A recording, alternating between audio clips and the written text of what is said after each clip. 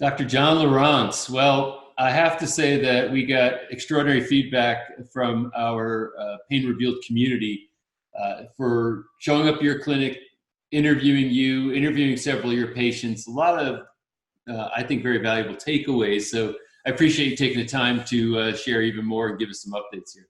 Yeah, Dr. Patrick Gentempos, thank you so much for having me on. It was just absolutely my pleasure to be on Pain Revealed and to be able to get some of the modalities out there with so many people in chronic pain. They need to hear more options than just take this pain medication or this anti-inflammatory. So I was great to be on it. I know that we want to have a conversation around pain, and we're going to do that, and maybe some kind of some recent things. Is what I love about you. You're kind of the mad scientist. You're always looking at new stuff, and you're a little bit ahead of the curve as far as saying, hey, here's some new information, research, what have you, on certain interventions or even supplementation, so you're really kind of like pushing the envelope there in a really good way. But it's hard to just jump in that conversation without first talking about COVID and the world we're in right now. And I know a big part of your expertise is in support, immunosupport, creating a more robust immune response. You deal with a lot of chronically ill people, so not only just pain and pain syndromes, but people with Lyme disease and other sort of chronic debilitating conditions, fibromyalgia, these types of things. But many times you're working with people who have a compromised immune system that's part and parcel to the big picture. So I just would like to, just get, at least for a short while here, a little bit of your insight on COVID, what kind of recommendations you're making for people. I know that, you do IVs in your office, IV vitamin C and other types of cocktails that might be put in. So give us your thinking around that in your overview. Yeah, great topic. And there's a lot of people that I'm sure really need to hear this material. The way I see it is there's two aspects of this. You have the aspect of preparing your immune system, where you kind of get yourself as strong as you can so that if you get sick, that it doesn't kill you, obviously. And then on the flip side, if you do catch this and you're vulnerable, let's say you have diabetes, you're overweight, you have a lot of inflammation. I mean, your body's just not robust to handle a strong virulent infection like COVID. How can you settle down that inflammatory storm? So the two arms of that I would speak to is, one, what would you want to do supplement-wise to strengthen your immune system? You want to take zinc, you want to take vitamin D, and there's some good arguments that quercetin and something called olive leaf extract can actually be very helpful to strengthen your immune system. And they also minimize the cytokine storm. So this could be kind of working on both of those arms. Now, there's a number of mushroom extracts that I think would make a lot of sense as well. Reishi, chaga, cordyceps. I mean, these are all some really good mushrooms. Sometimes you can get blends of these mushrooms and put it in with your coffee in the morning. So those are the things I would look at. Now, if someone was immune compromised and someone was susceptible, what you want to look at is you want to look at things that are going to modulate this hyper-inflammatory situation in the body. Now, vitamin D has been shown to work on that. Nitric oxide, actually, you gave me a great product last time I was out there to modulate nitric oxide. Do you remember that? Yeah, that was the Cardio Miracle, which I'm a big fan of, yeah. And I've been taking that. Actually, I've been loading that and then going into my hyperbaric oxygen chamber. So thank you. I did that this morning. Yeah. So the other aspect would be the melatonin. And people aren't really talking about this, but melatonin, so there's something called an inflammasome. And I don't want to get too in the weeds with science, but the inflammasome is the key component that if that can be calmed down, it completely mitigates the cytokine storm. So nitric oxide, vitamin D, vitamin C, and also melatonin all have been shown to work on that inflammasome. So this might be why kids don't get sick, because they have high melatonin naturally. There's been some scientists that have actually postulated that it's melatonin, and there's been studies that have shown with very, very virulent infections, viral infections, given to animal models, that with melatonin, the destruction to their endothelial lining, all the things that are happening in the lungs with COVID are quenched, because it settles down that inflammatory zone. So I would definitely consider supplementing with melatonin as well. Not to mention that help you get better rest. That's good for your immune system, etc. So anyway, yeah, good. People out there that have chronic pain, this is if you're not getting quality sleep, then you're not going to be restoring yourself, and you could be actually stimulating more inflammation in the body. So melatonin might be something to consider. Now, we're utilizing a super physiological dose of melatonin up towards 200 milligrams. So this is not something that is typically discussed with a lot of doctors, but we're getting some fabulous result with this. Yeah, and just for people to know, I think sometimes what you get in the supplement form is maybe 3 milligrams. So you're doing, I think the max is like 10. 200 is a pretty extraordinary dose. But as I happen to know, your product on that which is a suppository. I know people directly reported really good results with it. So exciting stuff you do. What about IVs? What about I've seen mixed things about IV vitamin C and maybe other IV things that can have a beneficial impact on really boosting your immune system, or even if you found out they had COVID, maybe doing it once you had it. What are your thoughts around this? There's been some interesting studies with high dose vitamin C. In fact, in some hospitals in China, they actually did that with some COVID patients, and the results were actually very good.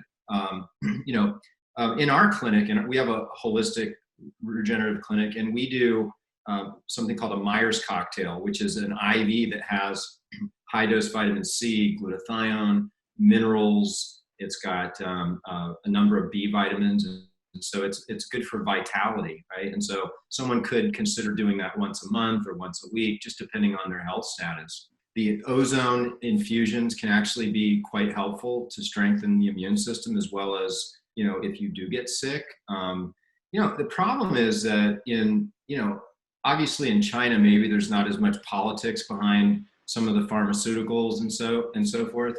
But unless our healthcare system and our hospitals kind of embrace this, there's just a lot of natural medicine doctors that aren't going to necessarily open their doors to COVID patients, because that could shut their whole clinic down. They get an employee that gets sick, and everybody's got to be quarantined. Yeah, I mean, that's unfortunate, actually. That somebody says, "Wow, I'm starting to have symptoms. I need to go into a place that you can't go into, a facility like yours, because of that." Maybe if somebody happens to be hospitalized, I would start insisting on getting maybe some of those IVs while you're in the hospital if possible. So anyway, just curious to see just some of your thinking around that. Very valuable information. Now let's kind of pivot a little bit and talk about pain. So just let's do a review with you in case somebody didn't catch some or all of your last interviews that we did in Pain Revealed. Let's just talk about your practice and sort of the main technologies that you utilize for pain, and why you utilize those particular technologies. We try to stay on the cutting edge, and there's been a lot of great innovations lately. And then there's some, older techniques that I think are proven to be very effective. Some of the things that we're utilizing in our clinic range from chiropractic and acupuncture to prolotherapy, which is, an injection with a dextrose solution that can be very powerful to help heal up chronic pain. Trigger point injections using homeopathics. We have a device called a TRT, or a stem wave device. I think, you and Lori have had some good success with this. It's using acoustic and sound waves, very, very powerful to help with pain. and we used exosomes. I think in the Pain Revealed, you're gonna going through Pain Revealed, you're gonna see people using stem cells and exosomes, and that can be great to actually rebuild cartilage and different aspects of connective tissue. I think it's important to understand that let's get rid of the word arthritis, because arthritis, I think, confuses people. They think it's almost like a flu that they catch. I've got arthritis, right? But let's look at it for what it is. Arthritis is loose ligaments, and the loose ligaments allow for the joint to go out of its normal position. And so the cartilage starts to get nicked up and it gets rough. So now you're walking on rough cartilage. Obviously, you want it to be smooth. You don't want there to be friction. So why don't we call arthritis loose ligaments, rough cartilage syndrome? I think it's an interesting perspective, because you're right. I think the way that they look at arthritis is like it is like something they caught as compared to it being more of a chronic degenerative thing that happens from the inside out rather than the outside in. But there's also an osseous or bone aspect of arthritis too, where you can get hypertrophy of bone, as a result of what you're talking about. Ligaments are loose, you have malalignment, stress in the bone, you start to get additional bone growth, and with osteoarthritis, for example, I think that's a part of it. So, but now is inflammation always accompanying that? Well, so, the way I look at it is when you look at a lot of that bony change, is they're actually enthesis. So they're attachment sites of ligaments and muscles. And it's the chronic inflammation of the joint. And with these getting tighter and tighter muscles, it starts to actually become calcified. So on an x-ray, it actually looks like it's actually growing out of the bone, when it's actually oftentimes enthesis or attachment sites of soft tissue that start to calcify. So ultimately, the problem is that there's ligaments that need to be healed up, and there's cartilage. If you can get that cartilage to be smooth again, this is going to be the ideal situation, unless you want to wait till it gets so bad and you have that joint ripped out, right, and surgically repaired, which, they're finding that the techniques that we're using now, even a lot of research, are working better than traditional total joint replacements. And this is the same thing for the spine. I mean, the TMJ, every joint, the fingers, it's the same conversation. It's the connective tissue that breaks down, the alignment, starts to get disturbed, and then, the cartilage gets worn. So this is what people need to start looking at. Now, there are infections that can get into the body. There's autoimmune conditions. We have a close friend with Dr. Pompa, that does some fantastic work, right, with cellular detox and cytodetox. And, he's got a bunch of his consultants that are working with people one-on-one, discovering the different infections that they might have and then treating those infections. We do this in our clinic as well. And so, I think that people need to have someone that really understands these things to really navigate it, to actually fix it at its core. Otherwise, all you're doing is just chasing symptoms. Yeah, one of the things that I think is important for people to understand is that drug therapy for pain relief is at best a temporary measure, should be. I get concerned when I see people literally going like to Costco and buying, the jugs this big of Advil. And I start to think, oh my God, their liver, their kidneys, that's like, okay, I've got, my knee is sore, I got, shoulder issue, et cetera. And they go, on these chronic over-the-counter drugs like, the varying NSAIDs. And then when that doesn't work, then they're going for prescription medication, all the while not ever getting to the fundamental cause of the problem, but just trying to manage symptoms. And listen, I've injured myself. I've had acute pain, and I think for temporary relief, sometimes that becomes essential. You need that temporary relief. But I think, one of the things that you're really expert in, and I see you give advice on, is, nutritional recommendations that, can maybe supplant some of the chronic, drug use. And then, of course, if things degenerate to a point, then you're looking at maybe more expensive and more radical interventions. Maybe doing exosome stem cells, prolotherapy, all the other things that you listed. But I guess maybe the first thing to speak to, or my question for you is, do you find that inflammation is often or most times coincident with pain? And if so, what are some of the natural things people can do to reduce inflammation? Well, I can't think of any painful condition that wouldn't have some inflammation. You know, sometimes it's in the muscles, sometimes the tendon. It could be the nerve. It could be fascia. And so those are all common areas that can be sore. Very rarely is it the bone. Very rarely is it actually the disc. A lot of people don't know this, but discogenic pain is extremely rare after the age of 50, 55. So all these people chasing disc, they're missing the boat, you know, and we probably don't have time to really dive too deep into this, but, you know, some of these regenerative approaches are just incredible for the spine. I'd like to speak, though, real quick about the anti-inflammatories, because I think a lot of people don't really realize how dangerous these are. It's not just dangerous for your liver and your kidneys, but there's microcirculation to your connective tissue into your cartilage. And this microcirculation is what's responsible for when you actually break tissue down, then your body has to go in there and bring in the groceries and take out the garbage. It has to actually regenerate a little bit of tissue. And you can do that on your own. But when you take an anti-inflammatory, you completely block that. So it's quenching inflammation, but it's also suppressing microcirculation. So they've done studies after studies after studies. You can go on Google and see when people take non-steroidal anti-inflammatories on a regular basis, their cartilage just wears out rapidly.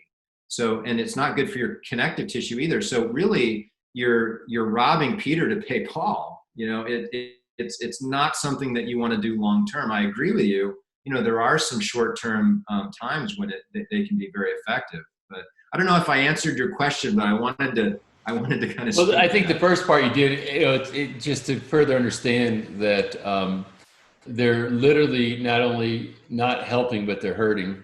And again, you know, if it's a couple Advil in an afternoon because you just tweaked your knee or something, that's one thing. But if it's weeks of it, that's really starting to get counterproductive and having, you know, systemic problems as well as local issues, you know, with the area that's involved.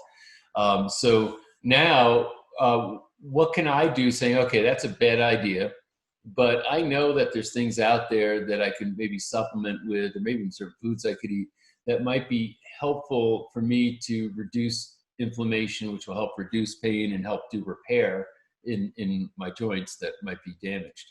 You know, that's another really, really good subject. So, you know, I would say one strategy that people could utilize is actually not eating at all, actually fasting.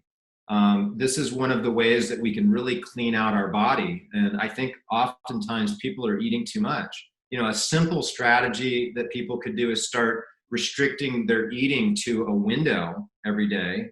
They call that time restricted feeding. So like maybe skip breakfast and just have lunch and an early dinner. That's what I do.